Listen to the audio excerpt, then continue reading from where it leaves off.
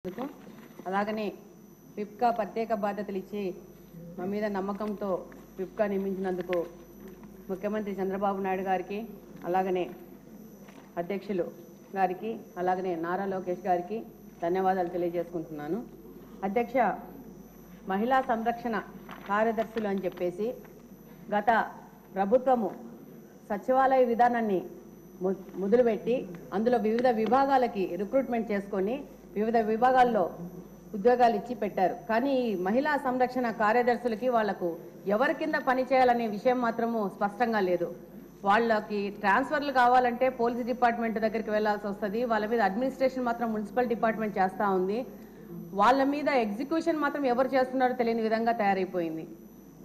వీళ్ళని చాలా డిపార్ట్మెంట్లు ఇప్పుడు మనకు సచివాలయంలో చూస్తే ఎక్కడైనా వాళ్ళకి ఇచ్చిన జాబ్ చార్ట్ ప్రకారం ఎక్కడైనా అక్రమ కట్టడాలు జరిగితే వాళ్ళు వెళ్ళి ఇన్ఫార్మ్ చేయాలని ఉంది. అలాగని అంగన్వాడీలోకి వెళ్ళిపోయేసి అంగన్వాడీలలో ప్రెగ్నెంట్ ఉమెన్ కానీ అనిమిక్ పేషెంట్స్ కానీ ఆఫ్టర్ డెలివరీ అయిపోయినాక లాక్టిక్ ఉమెన్స్ కానీ సంరక్షణ కూడా వీళ్ళకే అప్పచెప్పడం జరిగింది అధ్యక్ష. అలాగనే మనకు సొసైటీలో జరుగుతున్న మహిళల మీద జరుగుతున్న దౌర్జన్యాలు కానీ వరకట్న వేధింపులు కానీ అలాగనే పోక్సో చట్టం గురించి వాళ్ళకి అవగాహన కానీ తప్పిపోయిన పిల్లల గురించి సమాచారాన్ని కానీ అలాగనే వికలాంగులకు సంబంధించిన ప్రభుత్వం ఇస్తున్న పథకాల గురించి వాళ్ళకి సమాచారం ఇవ్వడం కానీ అలాగనే బాల నేరస్తుల గురించి కూడా సరైన సమగ్ర నివేదికను అప్పచెప్పాలని చాలా రకాలుగా జాబ్ చార్ట్ని వాళ్ళకి తయారు చేసి ఇవ్వడం జరిగింది.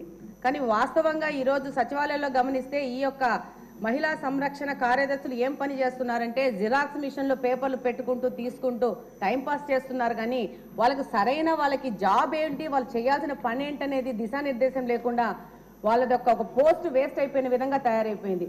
ఇప్పుడు మంచి ప్రభుత్వం, తెలుగుదేశం ప్రభుత్వం, కూటమి ప్రభుత్వం వచ్చింది. ఈ యొక్క సచివాలయ ప్రక్షాళన అనేది చేయాల్సిన అవసరం ఎంతగానో ఉంది. వీళ్ళకి వీళ్ళ డ్యూటీస్ అనేసి ఒకసారి ప్రభుత్వం ఆలోచించి వాళ్ళకి సరైన దిశానిర్దేశం ఇవ్వాల్సిన అవసరం ఉంది అధ్యక్ష. నమస్కారం అధ్యక్ష. శ్రీమతి రక్షణ కార్యదర్శుల జాబ్ చార్ట్ వివరాలు ఏమిటని ఇచ్చారు అధ్యక్ష. అయితే యాక్చువల్గా అధ్యక్ష ఇది గ్రామ మహిళా సంరక్షణ కార్యదర్శి అధ్యక్ష ఫస్ట్ ఆఫ్ ఆల్ ఇచ్చింది.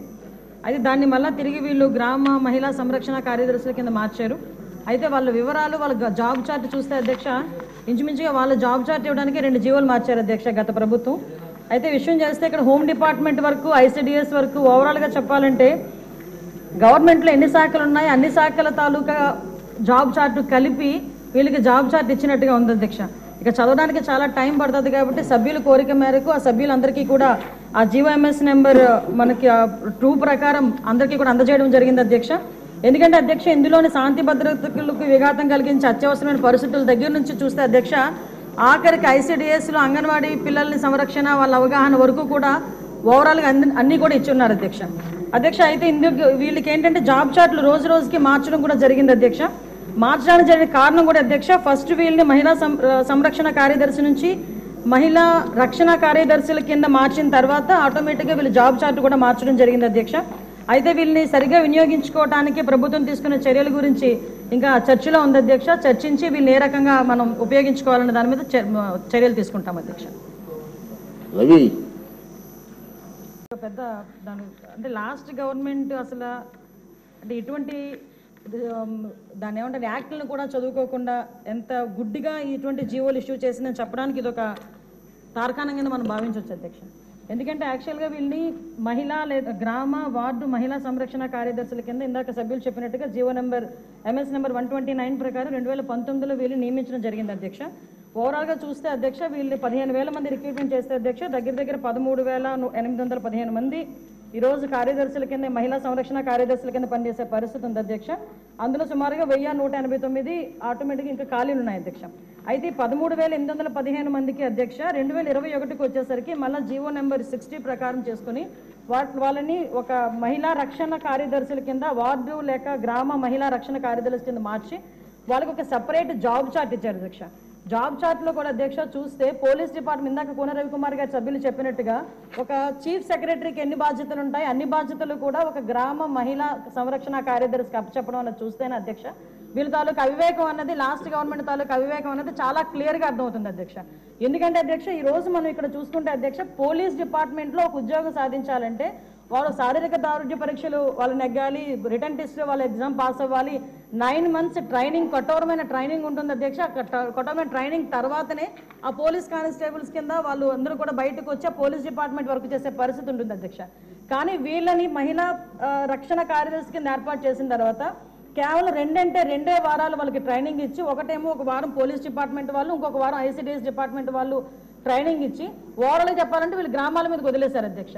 వాళ్ళు పంపించిన తర్వాత కూడా వాళ్ళకి ఇష్టాలు కూడా గ్రహించకుండా పోలీస్ డ్రెస్ కూడా వాళ్ళకి వేయటానికి, ఇంచుమించుగా పోలీస్ యూనిఫామ్ కూడా వాళ్ళకి వేయాలి అని చెప్పి వాళ్ళు రిస్ట్రిక్ట్ చేస్తే వాళ్ళు కూడా దానికి భయపడి బాధపడి చాలా మంది కోర్టులకు వెళ్ళిన సందర్భాలు కూడా ఉన్నాయి అధ్యక్ష. ఈరోజు కోర్టులో దగ్గర 7 రిట్ పిటిషన్లు మహిళా కార్యదర్శికి సంబంధించి ఆ పోలీస్ డ్రెస్ విషయంలోని కానీ వీళ్ళు జాబ్ చార్ట్ ఒక అవగాహన లేకుండా డబ్బులు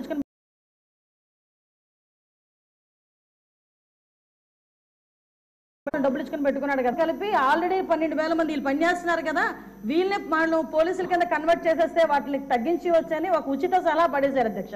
దానికి వెనకాతలు ఒక పోలీస్ డిపార్ట్మెంట్ మీద ఒక అవగాహన, పోలీస్ రిక్రూట్మెంట్ మీద ఒక అవగాహన, వాళ్ళ తాలూకా జాబ్ చార్ట్ మీద ఒక అవగాహన ఉండుంటే ఇలాంటి పని చేసి ఉండేవారు కాదు అధ్యక్ష. ఈ రోజు వీళ్ళ పరిస్థితి ఏమైపోయిందంటే వీళ్ళు వెళ్ళి రిపోర్ట్ చేయాల్సింది గ్రామ సెక్రటరీకి రిపోర్ట్ చేయాలి. వీళ్ళ అడ్మినిస్ట్రేటివ్ పవర్స్ ఎక్కడ ఉంటాయంటే పోలీస్ డిపార్ట్మెంట్ దగ్గర ఉంటాయి.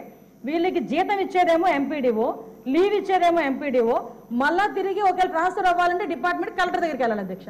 అంటే వీళ్ళకి సంబంధించి ఒక అథారిటేటివ్ ఆఫీసర్ ఒకరు కూడా లేక ఇన్ని డిపార్ట్మెంట్స్తో పోనీ పైకి వచ్చిన తర్వాత ఏదైనా పని చేద్దామంటే వీళ్ళు తాలూకా అంటే పైచి ఎంత పెరిగిపోయిందంటే లాస్ట్ గవర్నమెంట్కి వీళ్ళ చేతే తక్కువ జీతాలు ఇచ్చి ఎక్కువ పని చేయించుకుందామని క్రైమ్ ఆఫ్ ఎఫెన్స్ దగ్గర కూడా కాపాడడానికి కూడా వీళ్ళు తీసుకెళ్లాలంట.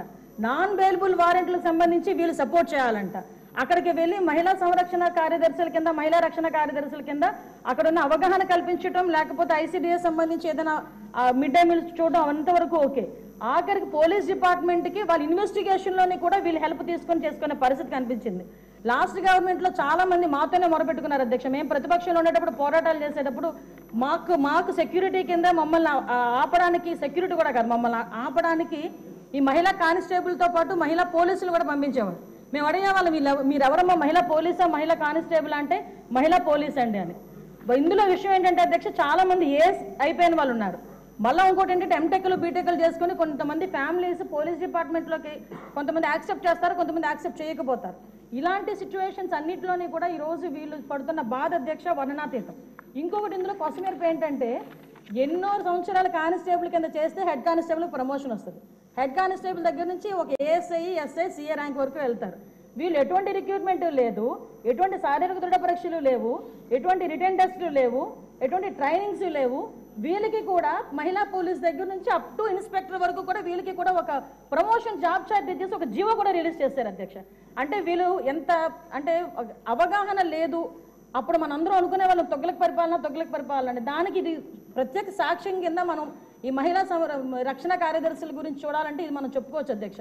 ఇన్ని రకాలుగా వీళ్ళు చేసిన అధ్యక్ష, వీళ్ళకి ఏంటంటే అధ్యక్ష ఎస్కార్ డ్యూటీలు, బందోబస్తు డ్యూటీలు, వాళ్ళు అక్కడికి వచ్చి ఏడ్చేవారు అధ్యక్ష.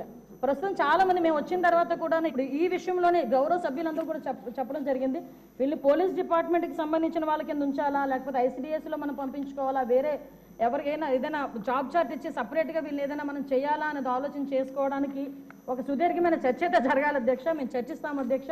నా అప్పీల్ ఏంటంటే ఇక్కడ గౌరవ సభ్యులందరూ ఉన్నారు, గౌరవ సభ్యులందరూ కూడా ఈ విషయంలోనే మనందరికీ కూడా అవగాహన ఉంది.